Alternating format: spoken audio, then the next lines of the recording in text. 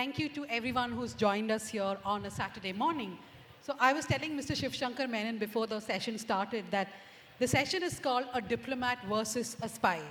I have absolutely no clue why it's called that, but I assume that diplomats do not like spies, or vice versa? Actually, it's a much more complicated and much more pleasant relationship than that.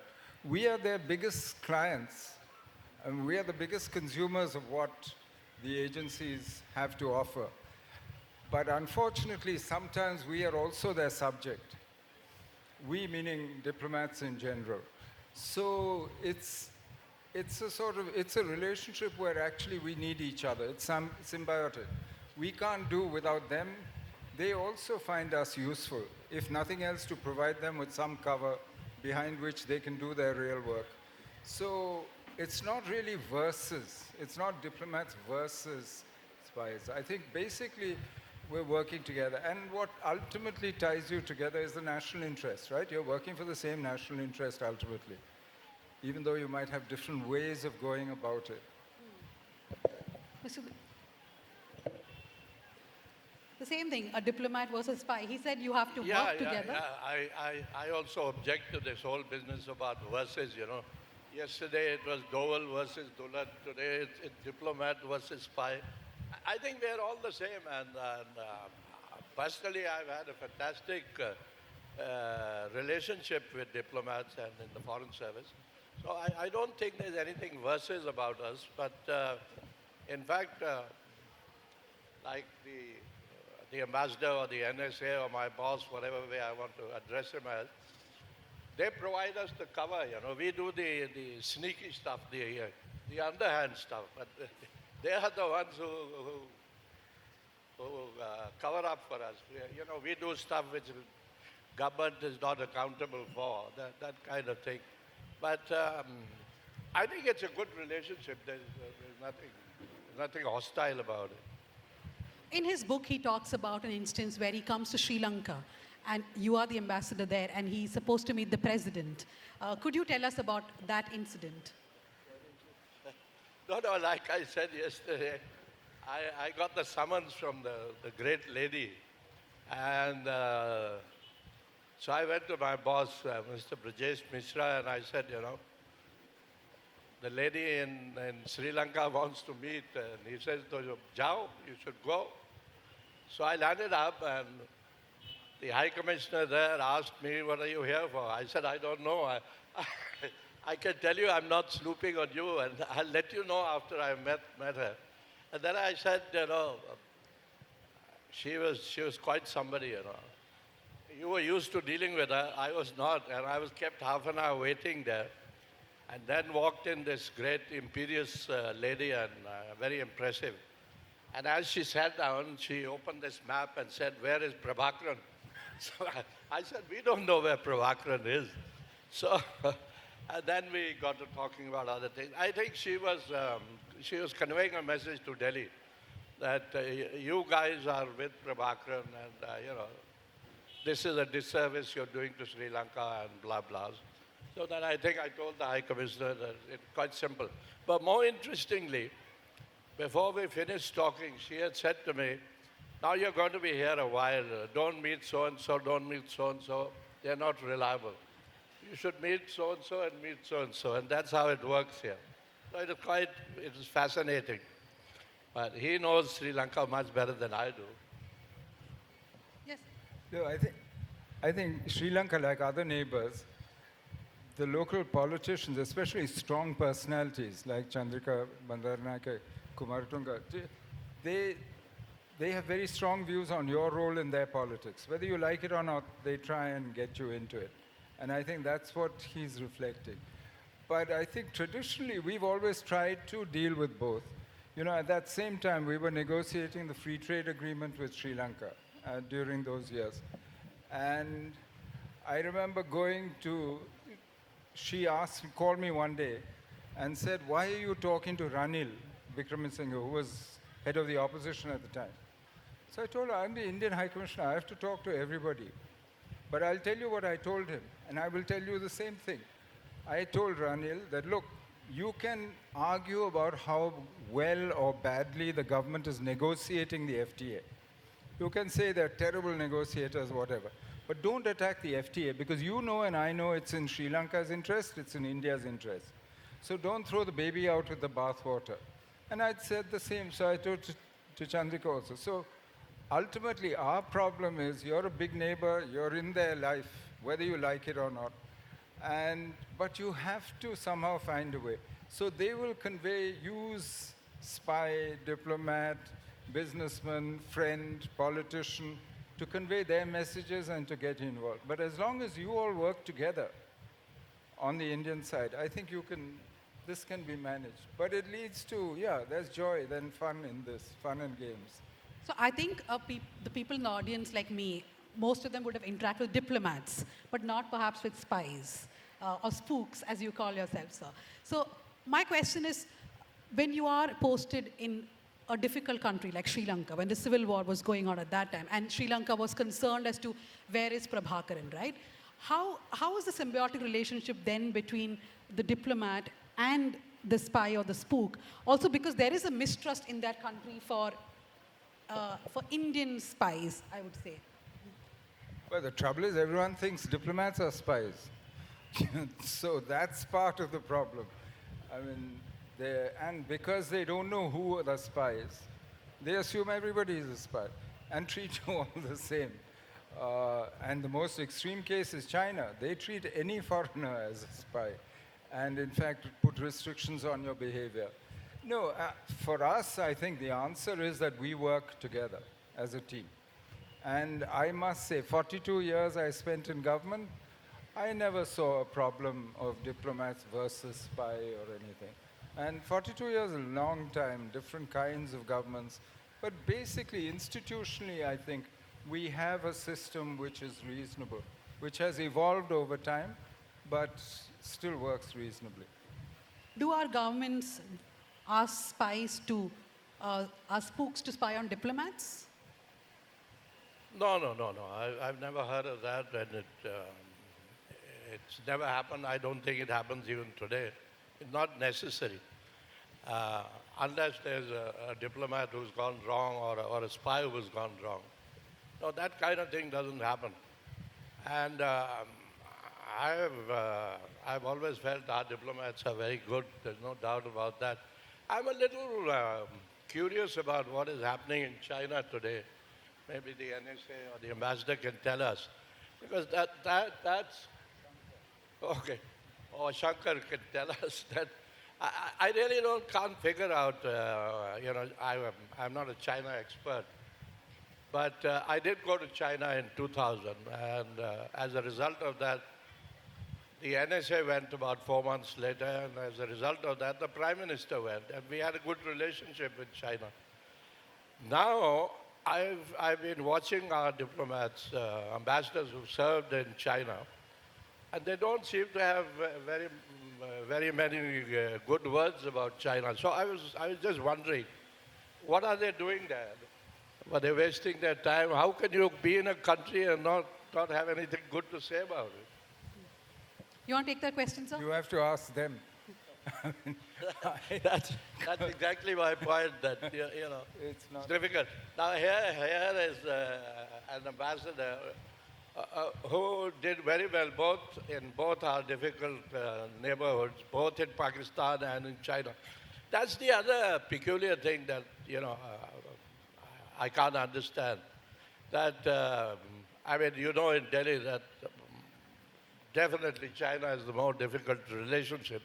Pakistan is the much easier one. You've served both sides. And yet, I can tell you, because I don't have friends in China, but I do have friends in Pakistan. And everybody in Pakistan speaks very highly of all our high commissioners who've been there. One better than the other.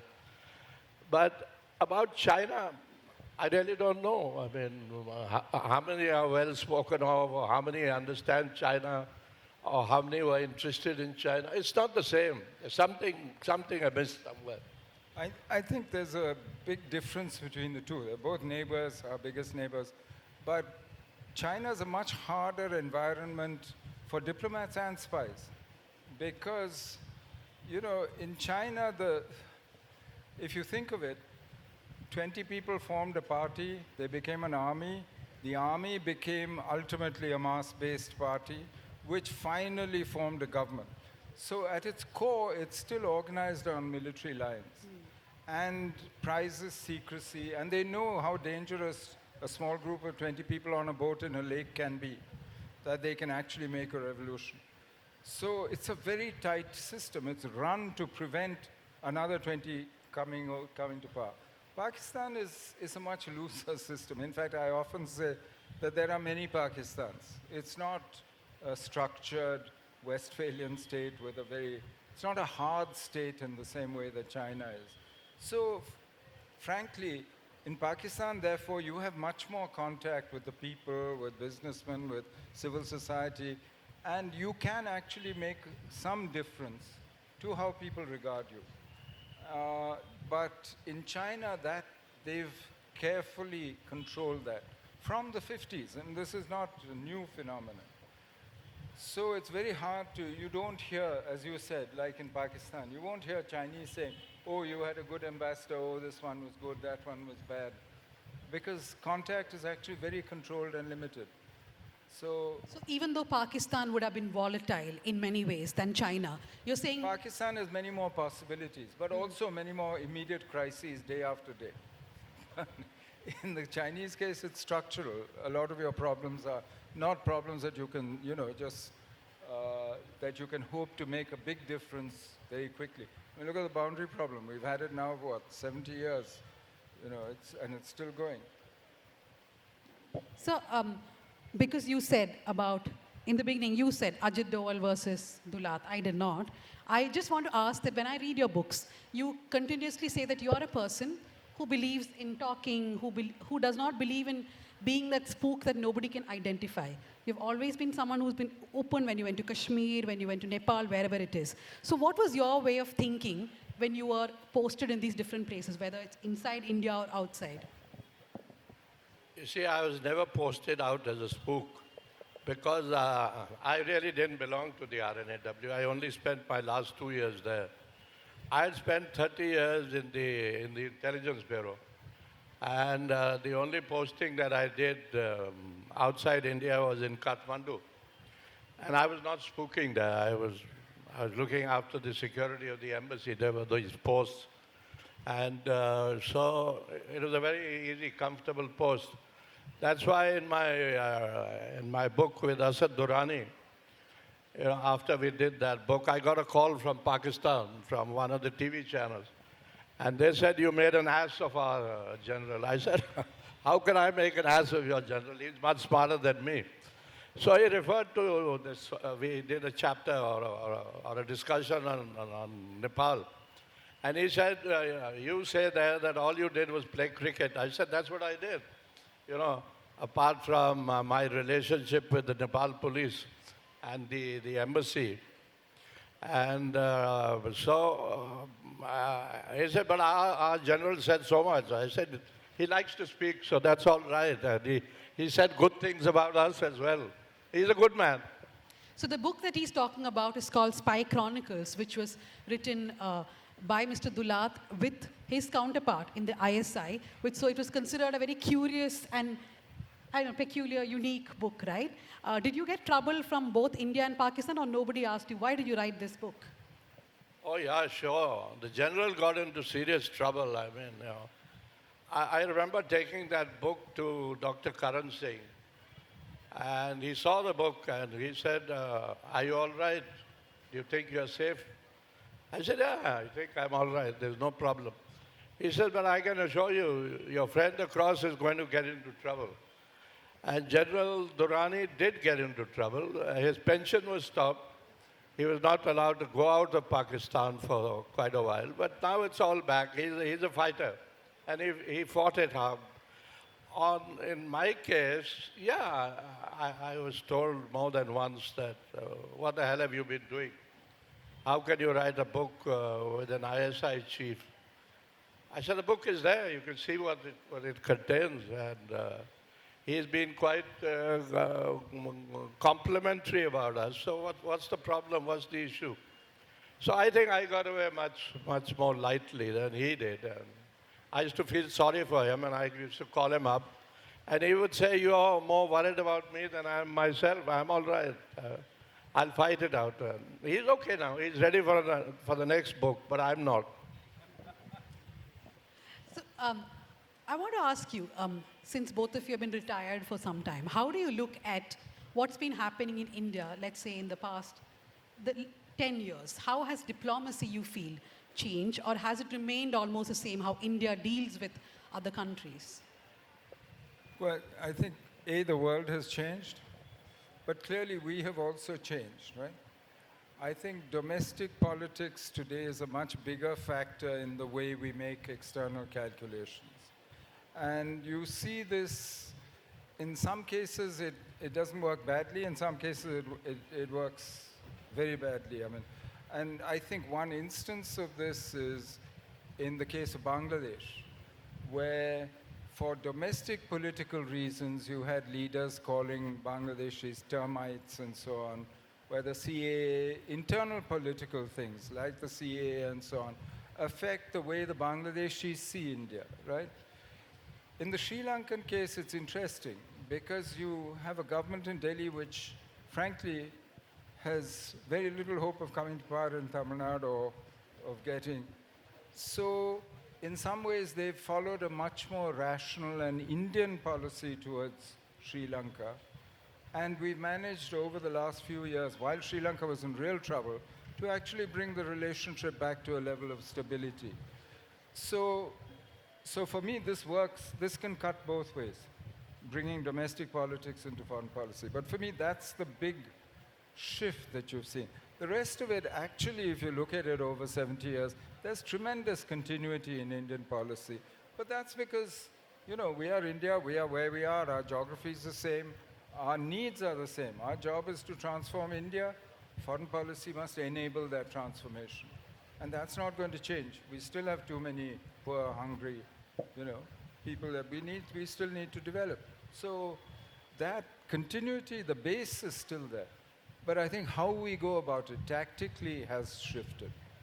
But because you spoke about Bangladesh and how our domestic politics, for example, calling Bangladeshis termites, and I think this is something we see on a daily basis, right? The hatred towards Bangladeshis who shift to India and then all the policies we want around it. But do you believe that's also because when you tailor your external politics to your domestic politics, you're not being long-sighted. You're not thinking long-term for the country itself. You know, I think we have to also recognize not everything is because of us. We are not the center of the world. I mean, there's a revolution going on in Bangladesh. There's been a battle for the Bangladeshi soul since 1971 between, my colleague Dev Mukherjee used to say, the spirit of 47, which believed two-nation theory, partition on the basis of religion, and the spirit of 71, which was secular Bengali nationalism based on a cultural identity rather than a religious identity. And that quarrel within Bangladesh has never been settled. And the pendulum has swung between them. So it's not only what we do. I don't want to leave the impression that this is all, it's also the situation change. And Bangladesh is going through a revolution right now. We'll see where it ends. I mean, nobody can predict a revolution. And how do you see things having changed in the IB and the RANW, how we have been functioning, let's say 10 or 15 years back, when we had, for example, the Hurriyat talks when Vajpayee was there. But today, we do not engage in Kashmir, for example. How do you see things having changed the last 10 years? See, I don't know what's happening in the IB or the RNAW now. It's 24 years since I left the RNAW. Neither should I know what they're doing, but the point is that, you know, you mentioned the last 10 years, so I guess you're referring to Prime Minister Modi's time. Now, actually, he gave a lot of hope to begin with, you know, and particularly in Kashmir, I remember the Mirwais, who is like the Pope in Kashmir, saying that, you know, we look forward to Modi ji's tenure, and we are sure that he'll carry forward Vajpayee's policies. So it gave hope. I think there was some hope even in Pakistan, except for my friend Manishankar Iyer being very clear that as long as you have this kind of government in Delhi, there is no hope of any forward movement with Pakistan. So perhaps he was right. I really don't know. But in Kashmir, there was hope. And the mainstream in Kashmir, if I can refer to the mainstream, that is the main regional party like the National Conference and the PDP, which is a more recent creation. They were, to begin with, quite happy to interact with the BJP. I think the BJP hasn't quite figured out Kashmir properly or the importance of the mainstream in Kashmir. So I wouldn't be surprised now because elections have finally been held and the National Conference is in power again with a huge majority.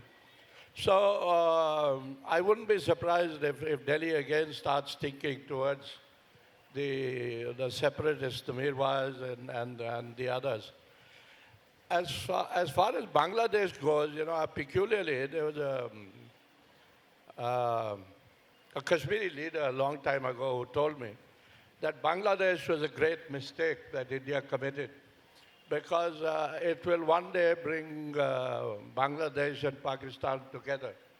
And if you had left it as it was a divided Pakistan.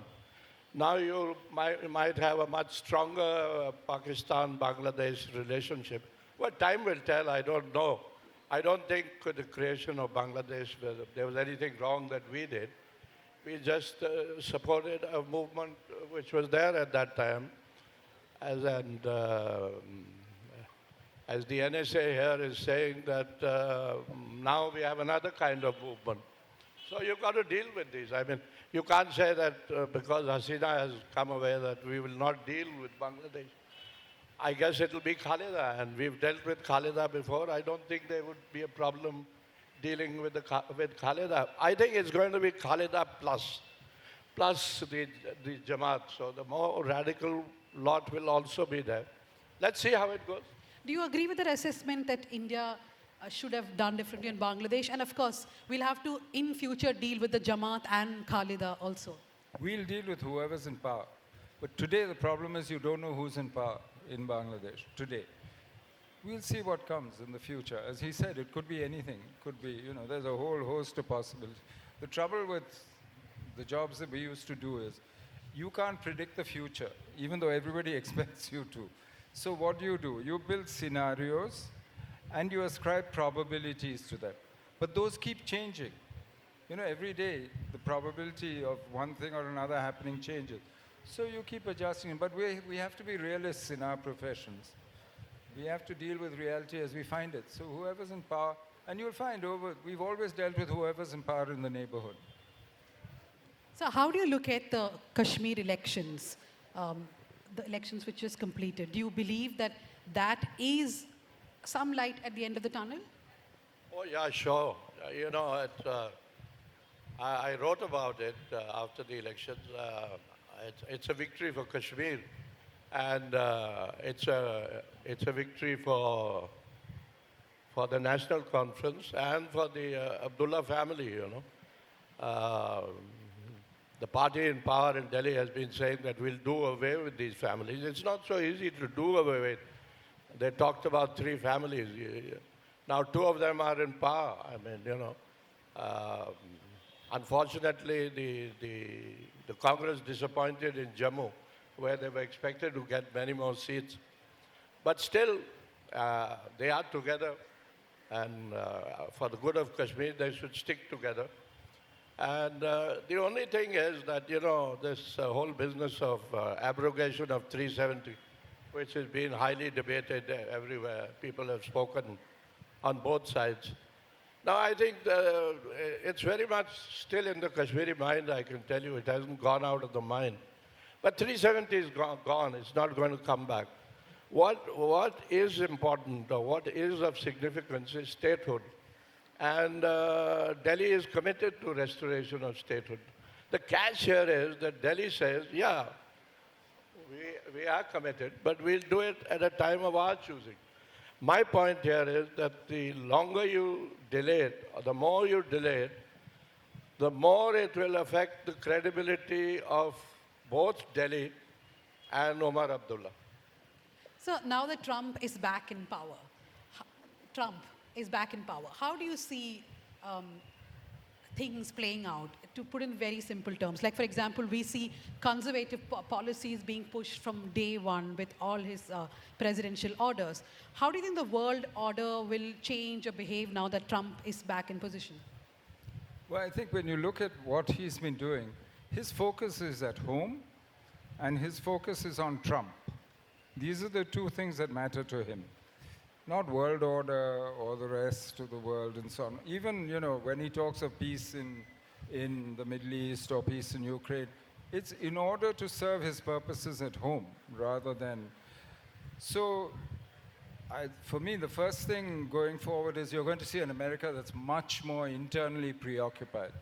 In fact, you're going to see a world where America, China, all of them, their domestic politics and economy is going to consume most of their effort. So there's not going to be some great new world order, any ideas that there's going to be international responses to transnational threats, whether it's climate change, whether it's terrorism, any of these things, pandemics. Forget it. Don't count on the world order or anyone else to do it. So you're heading into a world that's much more difficult. But how far Trump will take this sort of drift towards isolationism, to concentrating purely on what's selfishly of his interest, Greenland or the Gulf of America, etc., Panama Canal. How far that will go depends on American politics. I mean, it depends if in 2 years, if they lose control, if the Republicans lose control of the House, which is quite possible because they have a very thin majority, then things, will shift again. So for the rest of the world, I think, frankly, as Angela Merkel said in 2017, you're on your own. So go out and look out for your own interests. But don't count on the system, don't count on the US, don't count on external balancers. And it's going to be, therefore, not a very comfortable time. But frankly, as India, I don't think you need to worry that much. You now have the capability to do many things on your own, which, if this had happened to you 50 years ago, I would have been really worried. But today, I wouldn't say that we're in the same kind of situation that we were. We have resources as a sort of upper middle power that really, which we never had before, and we can actually deal with this world, which, I mean, it's a result of 70 years of progress, actually. So I have one more question about Trump. I think a concern for a lot of people is that when he pushes for conservatism so much, is that something that others would now want to easily emulate? For example, even small things, right? Like one of first Trump's orders is that they'll have only 2 genders in America. All these things, the executive order. So do you think there will be a tendency for other conservative governments to follow that?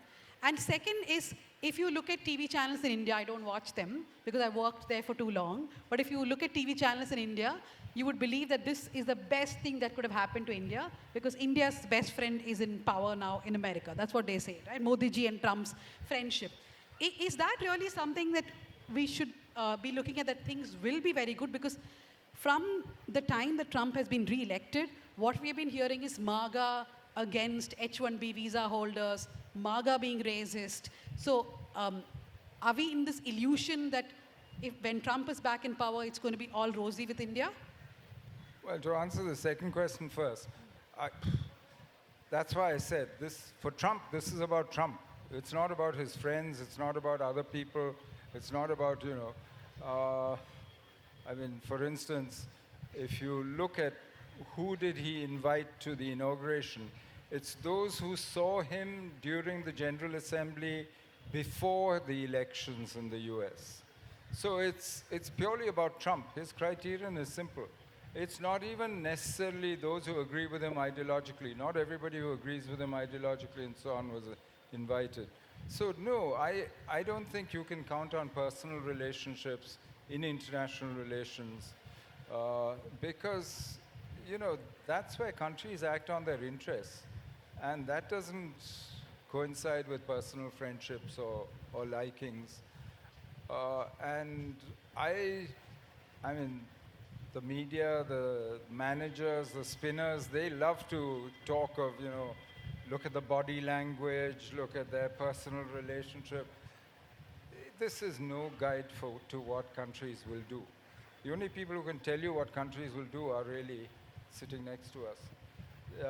Because our purpose is to understand people's intent, right? You can measure capability, that's easy. But intent is much harder to understand here. On ideology, you know, America's always been an exporter of ideology, whether in the name of democracy, but in practice, I mean, they've always projected themselves as exporters of ideology. Now Elon Musk is busy interfering in the German election. But whether it's democracy or autocracy or MAGA or whatever you want to call it, you know, their practice has always been supremely realist. They've always followed their interests to their own, and they've been completely pragmatic and cold-blooded about it. Whether it's working with Salazar or who, it doesn't matter. Whether it's working with China when, you know, they're quite happy to work with whoever does their work for them. And I don't expect that to change any fundamental way. There's a fundamental argument within the US on issues which, to my mind, gender, for instance, this is a social issue. It's not a political issue. The moment you make it into a legal or a political issue, it becomes zero-sum, right? Somebody wins a case, then the other side will take it out on the streets. And this becomes insoluble. Ultimately, they need to come to some social understanding among themselves. Look at us. We have a whole akhada up in Kumbh Mela of transgender people, right?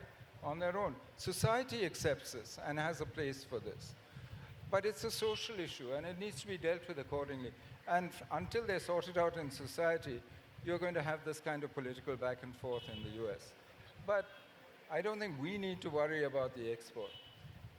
So just to move away from America now, do you think Indian politics, whether it's how India deals with other countries or domestic, has become very personality-centric now, which is focused on the Prime Minister himself and how he behaves? For example, he's a tough person, therefore we deal with things in a tough manner.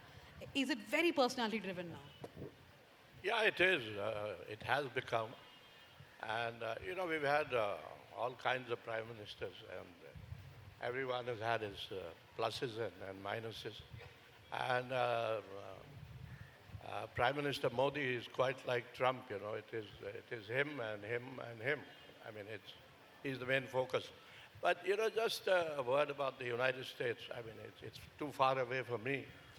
But my instinct tells me that the United States will again start taking interest in South Asia. The India-Pakistan thing, it's never gone out of their mind, you know.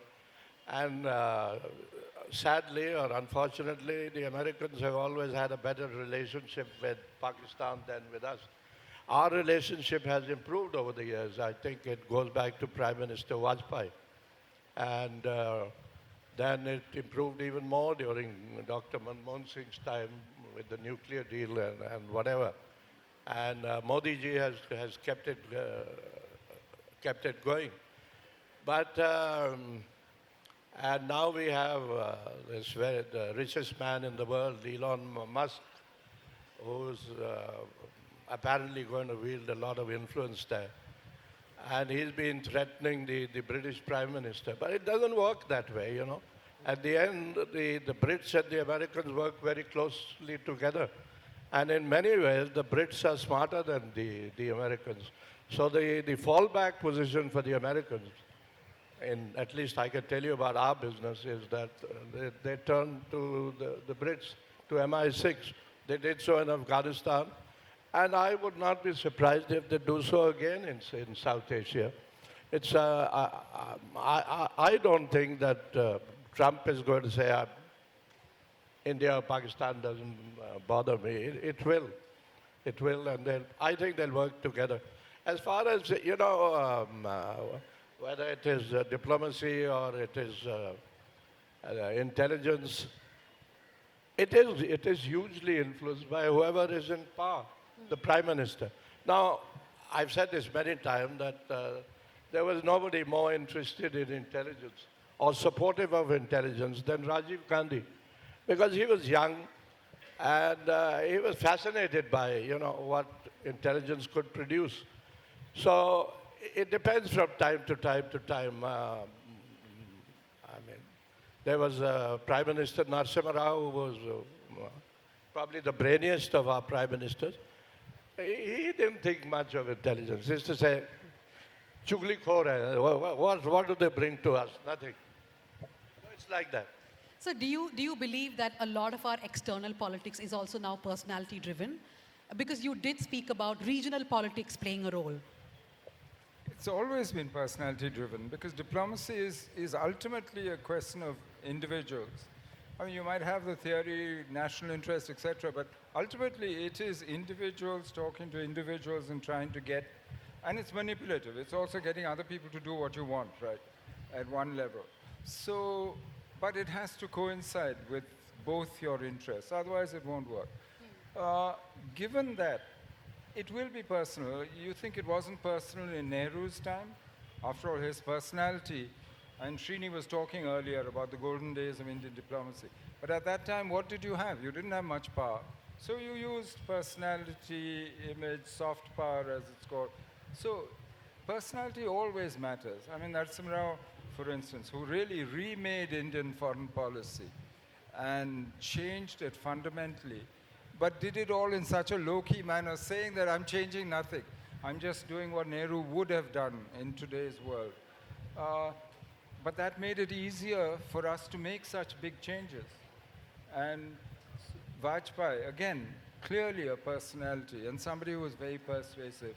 Manmohan Singh with his, decency and credibility, which enabled really the civil nuclear deal. So personality has always played a role. Question is, how do you use it and what kind of personality are you projecting? Do you want to project yourself as I'm a great power, I'm powerful, you should listen to me? That provokes reactions. Or do you want to project yourself as a great persuader, as somebody who can carry people along, a consensus builder? It depends. And I think that's what I think you probably mean when you say now suddenly personality is important. Because increasingly, I think, as the world gets more complicated, it's very difficult to produce outcomes, right? So instead of outcomes, you produce drama, you produce events, you produce, melodrama. And that keeps everyone in business, including the media, diplomats, everybody. I like that you pointed out to the media, which of course is running this as full-time business. You have worked with Manmohan Singh closely. After his passing away, one of his quotes, which was being shared by everyone, is that history will be kinder to me. Would you want to say something on that? Well, I think it is. I think you can see in the reaction to his passing from across the political spectrum and across society. I think you can see already some of what he said, that history will be kinder to me. Because Manmohan Singh always had a very strong sense of history. If you think of his 1991 budget speech, when the big changes, when he made them, he said, nothing can stop a force whose time has come, right? Quoting Victor Hugo, talking about India and India's economy and India's role. And he had a sense of what he was doing there, and I think he's absolutely right. You can see it around you. Also, I think because he represented a certain decency in politics, which I think is, people want.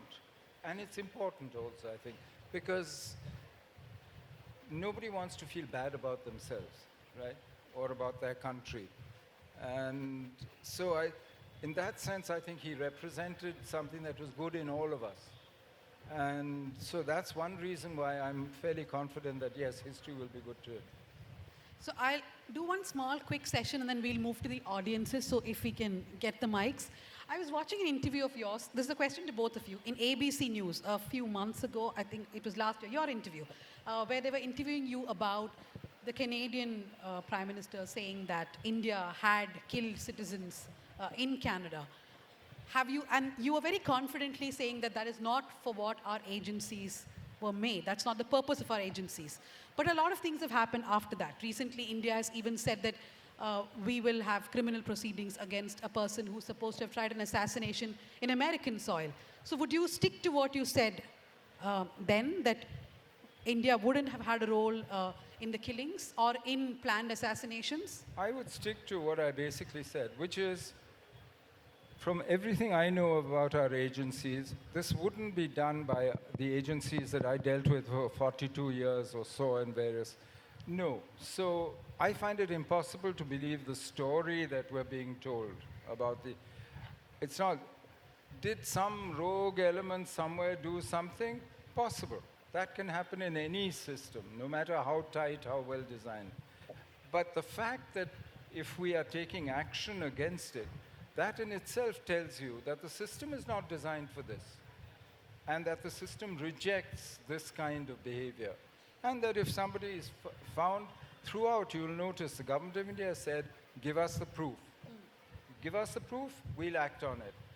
And there's a big difference in the way the government of India reacted to, say, the Canadians, who made many accusations but didn't share proof, and the US, who came quietly, shared proof, said, this is what we know, this is what, and they looked into it and they seem to have come to some kind of conclusion.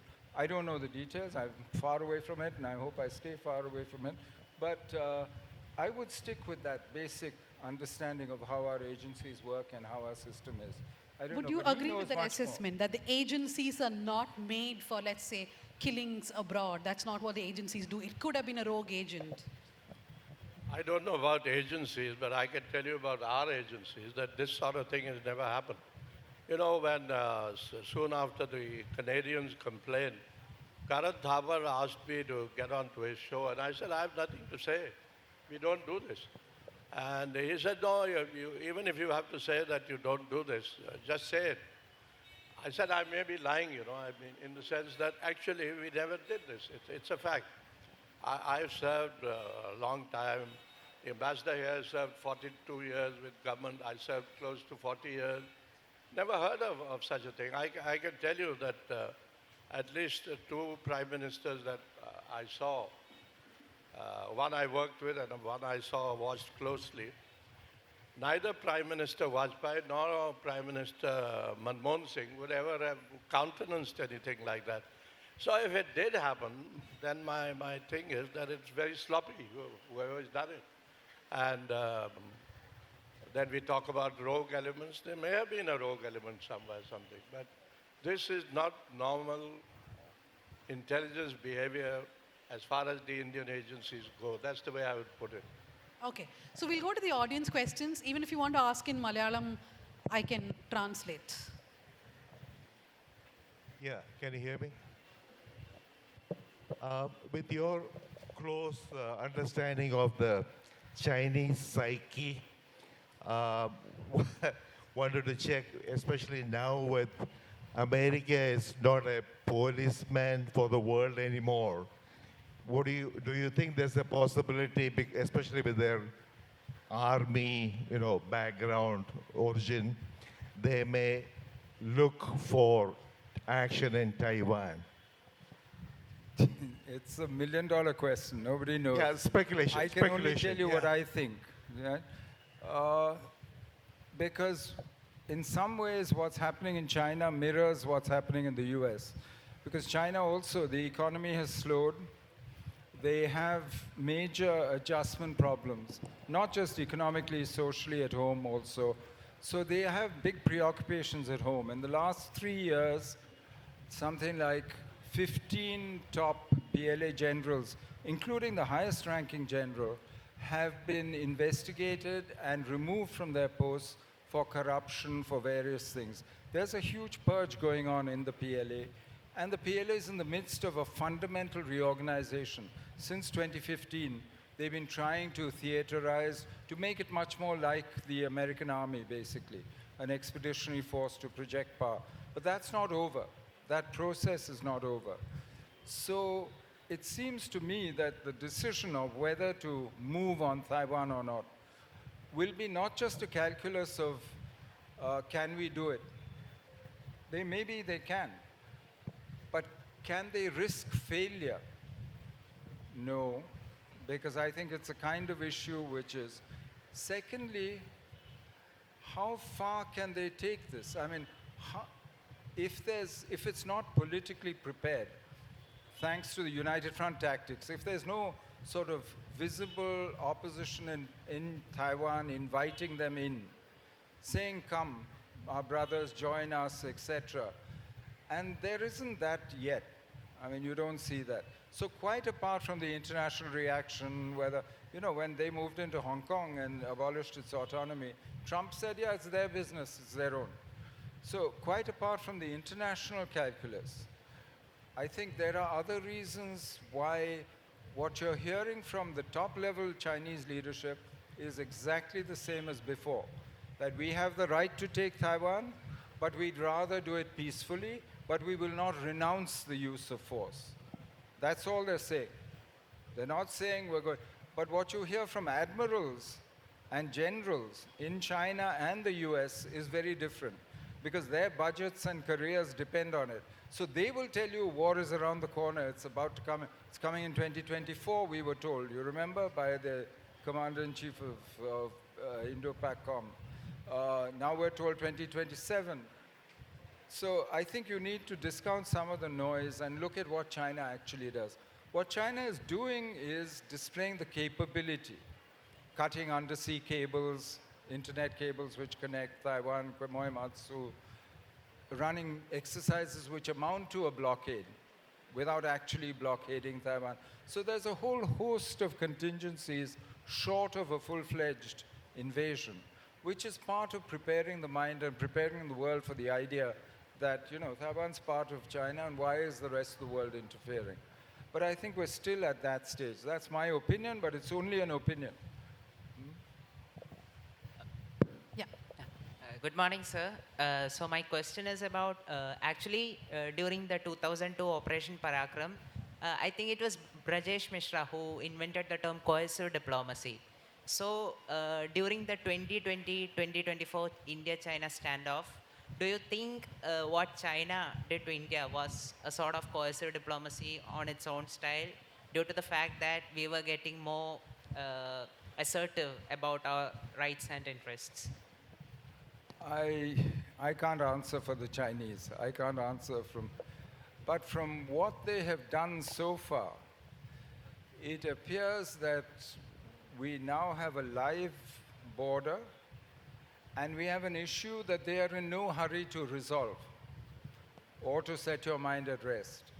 Unlike 2000, when what happened between us and Pakistan after the attack on Parliament, we were quite clear what the end goal of that was. Whether you call it coercive diplomacy, parakram, whatever you did, the end goal was to bring Pakistan to the table and to limit, or if possible, eliminate cross-border terrorism out of Pakistan. It was quite clear. Whereas in this case, the Chinese have not indicated a clear political goal that they want. In fact, they are saying, okay, we've done what we've done, and now let's move on, treat the border in its place. In other words, resume flights, start normal life, etc., while leaving this issue live and leaving the border live. That's slightly different from the Pakistan case. The recent standoff with Bangladesh is said to be a diplomatic failure by people like Dr. Subramanian Swamy. I asked this question to Mr. T.P. Srinivas, and he asked me to ask it. Who's coming in the next session? I don't think that's anything to do with politics. I know Srini happily passed 3 or 4 questions to me. As I said on Bangladesh, this is not just a question of what we do. I mean, we only think of what we did, and we think we are responsible for the whole world. We're not. It's also something internal and fundamental to Bangladesh itself. I'm not saying everything we've done is perfect. I'm sure we've made mistakes. But it's too early in the middle of a revolution to say who's responsible, who did better, who did worse, who did more, who did less. I'd be very careful at this stage getting into that. Right now, it's just a situation where we don't know who rules in Bangladesh. Therefore, anything that you do has to be just to palliative. It has to survive this period. That's about it. And I don't think this is the time to be making grand plans or also big projections about where Bangladesh is going. I mean, frankly, much of what's happening there should make us very nervous. You have the DGISI visiting, you have all kinds of things happening, Pak Army. But that doesn't mean that we should panic or that we should just react to every momentary provocation. Doesn't answer Good your afternoon. question, I know. Good afternoon, everybody. Something that's really interesting that is happening is with regard to the Taliban, with the background of them having an issue with Pakistan. So how far do you think Taliban? Taliban, yeah. Taliban, okay. So India has started, some talks with the Taliban. I'll And do you think how far will this normalization go? Will it come to a day when India will ultimately recognize the Taliban and have something to do with them diplomatically? He said India is engaging with Taliban in certain ways. How far will this go? At one point, will India recognize Taliban as an entity? Yeah, I think we should have recognized the Taliban a long time ago, possibly 2001 or so. And if we had recognized the Taliban in time, then we may not have had that problem with that hijacking in whenever it was. Well, the hijacking took place in 99. But I think the door was open. The Taliban has always been keen to have a relationship with us. And Afghanistan has been very keen to have a relationship with us. I remember going back to, I think it was 2012. I was in Berlin for some meeting there. And I remember meeting a Talib, Mullah Zaif, who's written a book. And he was very anti-Pakistan. And he said that, you Indians don't talk to us. And he was based in Kabul. He was not much of a role there, but I think it was a sort of a listening post, and he would report to Mullah Omar. But he says, you guys don't talk to us. Nobody comes to me. He gave me his card, which I passed on, but I don't know how long it took for us to talk to him. So if we are talking to the Taliban, I think it's a very, very good thing. We need to engage with the Taliban. I think nobody has recognized the Taliban, so why not be the first to recognize the Taliban? Would you agree with that assessment, sir? I don't know enough to agree or disagree, but we've actually had sporadic contact with the Taliban over time. We broke it when the ISI started outsourcing training, etc., of anti-Indian tanzeems like Lashkar and so on to the Taliban. You know, when the ISI faced a risk of Pakistan faced the risk of being labeled a state sponsor of terrorism by the US, the ISI then moved their training camps out of Mansehra and so on into Afghanistan and paid the Taliban and the others to do this for them. So actually, we haven't had a problem with Afghan terrorism, is my summary. We have a problem with Pakistani terrorism, and they've used Afghanistan and Afghans and the Taliban when they could.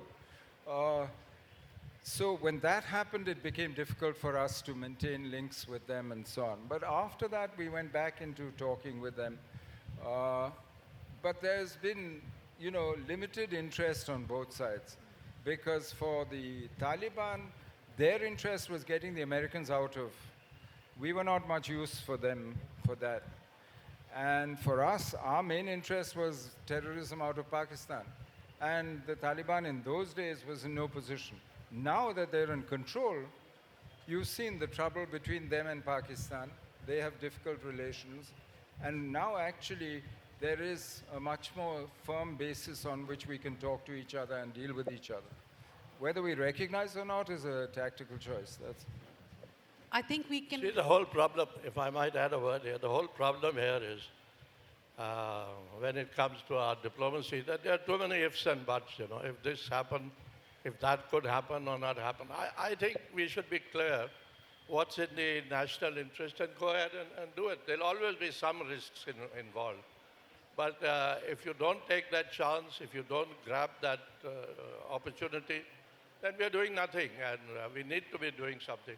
The other thing I'd like to say here, because we've got a wonderful crowd here, and thanks a lot, Dhanya, but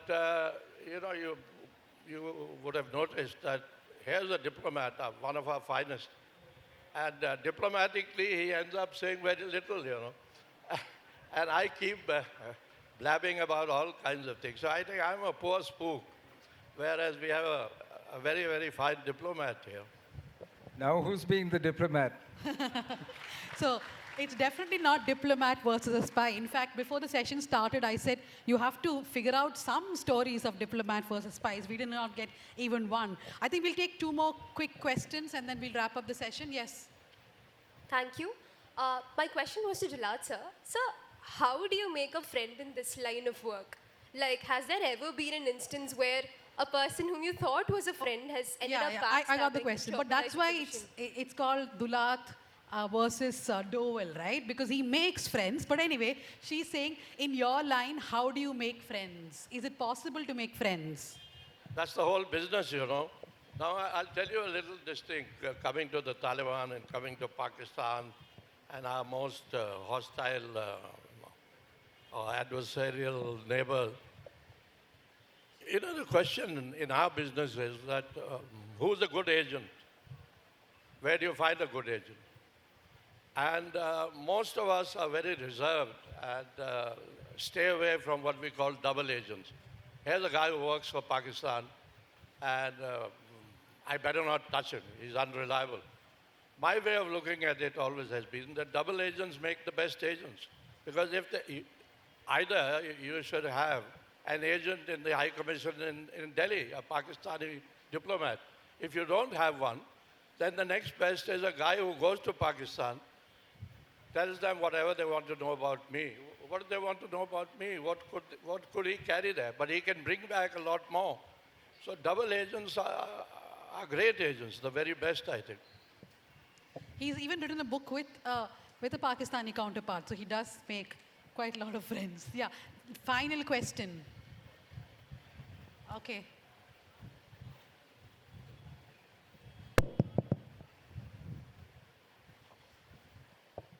Morning, sir. I'm Captain Salwan, currently serving in the Army. I recently read the Spy Chronicles and really found it fascinating. Could you share some of the most challenging part of writing this book, sir? Thank you. What was the most challenging part of writing Spy Chronicles? Oh, it was not really that challenging. What happened was that the 2 of us used to meet at this track 2 business, which the NSA once asked me, why do you go for these track 2 meetings? What do you think you are going to achieve? I said, nothing. He said, why do you go? I said, I go to meet friends, have a drink, have a good time. It's a free jaunt, so why should I not go? So these free jaunts, and actually they began as a result of the attack on Mumbai, 26/11. The West got worried, the Americans in particular, that what could happen? Could there be war between India and Pakistan? And they came to, a lot of them, hordes of them came to Delhi to check this out. A lot of Israelis started coming. And then, as a result of that, this track 2 business started. It was there earlier also, but it made a lot of progress post 26/11. So I used to be called for these meetings. I still go to one of them. And Asad Durrani was there, and sometimes we used to sit together and chit-chat and all. So this guy from Ottawa, Peter Jones, who used to organize one of these track 2s, he said, the 2 of you get along so well. Why don't you write a book? So I looked at the general, and he said, even if we were to write a spy story or fiction, nobody would believe us. So we both laughed and forgot about it. Then at the next meeting, again, Peter Jones said, okay, if you can't write a book, why don't you write a piece together? So we wrote a piece on intelligence cooperation, which was published simultaneously in the Dawn in Karachi and in the Hindu here. And then he encouraged us to do a piece on Kashmir, which again we did. which was not published, but it's on the University of Ottawa website. And then, my first book came, which was on Kashmir. And I rang up the general and I said, how has it been received in Pakistan? He said, extremely well. It's gone down very well here. And then he said to me, now I think you and I can write a book. So he wanted approval in Pakistan. And that's how the book came about. Quite easy, I think. Thank you very much, And Sophie. again, I would say it's not going to happen again. Because Mr. Durrani wouldn't want it, or you don't want to write one more book? Okay. So, yeah, we'll come to an end because the next session has to begin. Thank you to everyone who joined and asked so many questions. Thank you very much.